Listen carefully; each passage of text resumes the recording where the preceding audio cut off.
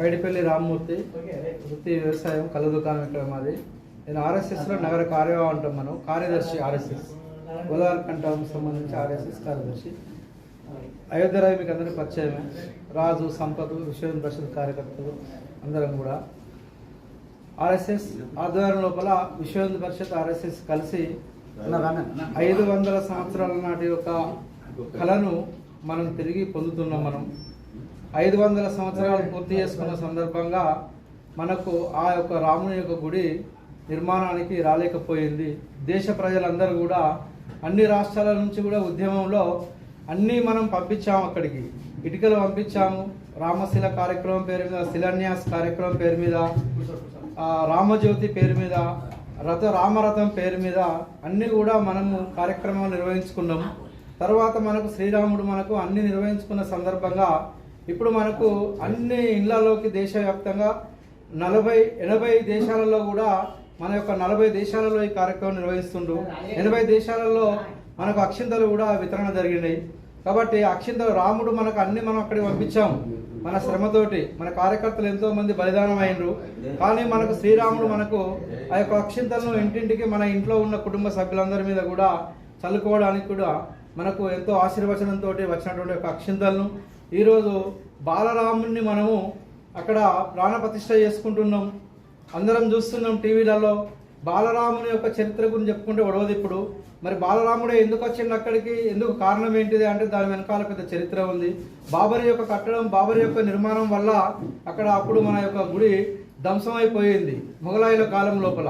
కాబట్టి ఆ ధ్వంసమైన దానికి మనం ధ్వంసం చేసిన తర్వాత మళ్ళీ మనం తిరిగి దాన్ని పొందడానికి ఉద్యమం ద్వారా లక్షలాది మంది కార్యకర్తలు, లక్షలాది మంది వాళ్ళని మనం కరసేవకులుగా మనం పేరు పెట్టుకున్నాం, కరసేవకులుగా. కాబట్టి లక్షలాది మంది కరసేవకులు చనిపోయిండ్రు.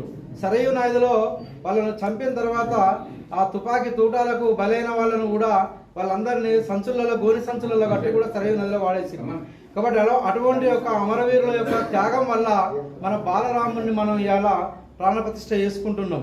మరి పట్టాభి సీతారామచంద్రుడు ఉండాలి కదా, బాలరాముడు ఎందుకుంటుండు అంటే దాని యొక్క ప్రత్యేకత ఉందట. మధ్యప్రదేశ్లో ఉన్నటువంటి ఒక ఇద్దరు భార్యాభర్తలు పూజ చేసుకున్న సందర్భం లోపల నువ్వు కృష్ణునికి పూజ చేస్తున్నావు, నేను రామునికి పూజ చేస్తున్నా, మరి రామునికి పూజ చేసుకుంటే నీ రాముడు రావాలి కదా నా ఇంటికి అంటే కృష్ణుని పూజ చేసిన ఆ అమ్మ అడిగితే బాలరాముడు ఆ మధ్యప్రదేశ్లో ఉన్నటువంటి ఒక కుటుంబానికి వెళ్ళిపోయినట. అదే మాదిరిగా ఇంకొక బాలరాముడిని మనం అక్కడనే ఉన్నటువంటి ఒక మన కట్టడాన్ని ధ్వంసం చేసిన తర్వాత బాలరాముడిని 2 బాలరాముని విగ్రహాలను చేసుకున్న తర్వాత ఒక బాలరాముడు అక్కడ ఉండిపోయిండు, ఒక బాలరాముడు మధ్యప్రదేశ్లో ఉన్నటువంటి ఒక దంపతుల ఇంటికి చేరుకున్నాడు. అంటే అదొక మహా అద్భుతమైన ఘట్టం. అది ఆ రాముడు బాలరామునిగానే ఎందుకు చేసిండు అనేటువంటి ఒక విషయాన్ని తీసుకున్నట్టయితే ఈ యొక్క ఉదాహరణ భక్తికి ఉదాహరణ, మన యొక్క ధర్మానికి ఉదాహరణ. అది అనగానే మన ఇంటికి వచ్చిండు బాలరాముడు అంటే అక్కడ ఒక బాలరాముడు, ఇక్కడ ఒక బాలరాముడు, మధ్యప్రదేశ్లో వాళ్ళ ఇంటికి వెళ్ళినటువంటి ఒక బాలరాముడు, సేమ్ బాలరాముడు కూడా మనం ఇవాళ అదే బాలరాముడిని మనం ఇవాళ ప్రాణప్రతిష్ఠ చేసుకోవడానికి ఆ అవకాశం మనకు వచ్చింది. ఉన్నప్పటికీ ఉన్నంతలో కూడా శ్రీరాముడు జన్మస్థలం అనేది అయోధ్యలో. మనం అయోధ్యలో ఉన్న శ్రీరామునికి గుడి లేదు. మరి ఊరూరుకు రాముని యొక్క గుడి ఉంది, మరి ఊరూరుకు రాముని యొక్క ఆంజనేయుని యొక్క గుడి ఉంది. మరి ఆ రాముని యొక్క గుడి మరి అయోధ్యలో ఎందుకు ఉండదనే ఉద్దేశంగా మన వాళ్ళు చాలా కాలం నుంచి కూడా ఈ యొక్క ఉద్యమాన్ని ఆర్ఎస్ఎస్, రాష్ట్రీయ స్వయంసేవక్ సంఘ్, విశ్వ హిందూ పరిషత్ ఆధ్వర్యం లోపల అనేక రకాల క్షేత్రాలు, దీనికి అనుబంధంగా ఉన్నటువంటి యొక్క క్షేత్రాలు, ధార్మిక క్షేత్రాలు, భజన బృందాలు కావచ్చు, ఇలా దేశవ్యాప్తంగా ఉన్నటువంటి యొక్క హిందువులందరూ కూడా ఇది ఒక పెద్ద గొప్ప పండుగగా మనం భావించుకొని మన ఇళ్లలో శుద్ధి చేసుకొని మనందరం కూడా ఉదయం నుంచే ఈ యొక్క పూజా కార్యక్రమాల్లో పాల్గొనడం జరుగుతుంది. ఇది మన శుభ పరిణామం. మనందరూ కూడా శుభం కలగాలని, ఆ శ్రీరాముని యొక్క ఆశీస్సులు మనకు ఎల్లవేళలా ప్రతి కుటుంబంలో ఉండాలని ఈ యొక్క అవకాశాన్ని ఇచ్చి మీరు మాట్లాడించినందుకు మీ అందరికీ కూడా కృతజ్ఞత. అందరికీ నమస్కారం.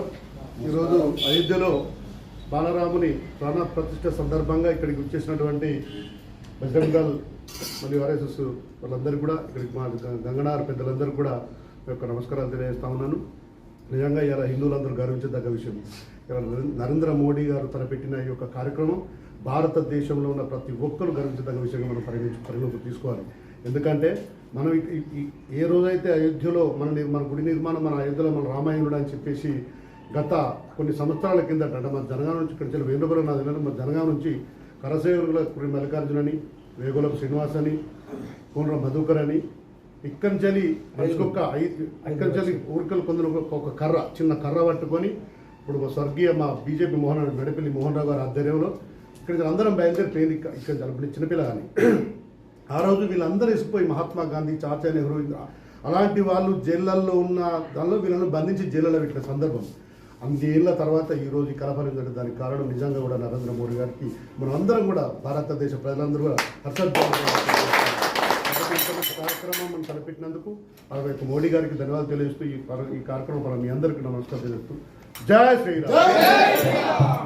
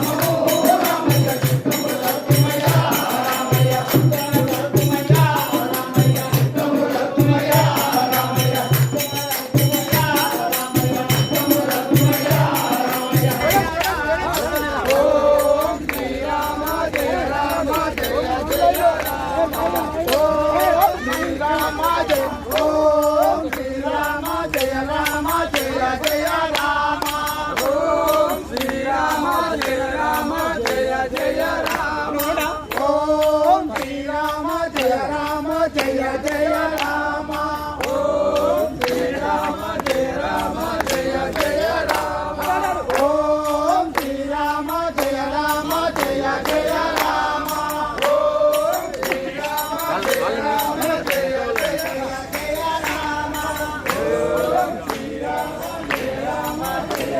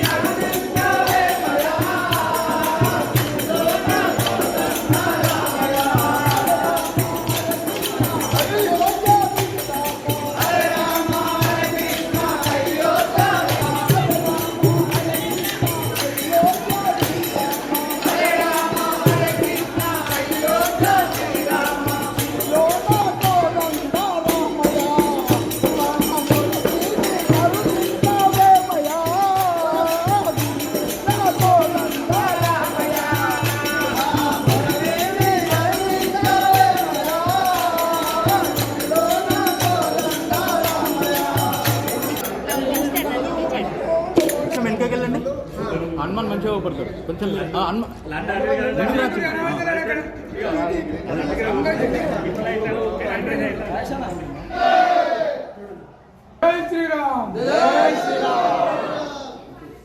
అనండి ఒకసారి అనండి మళ్ళీ జై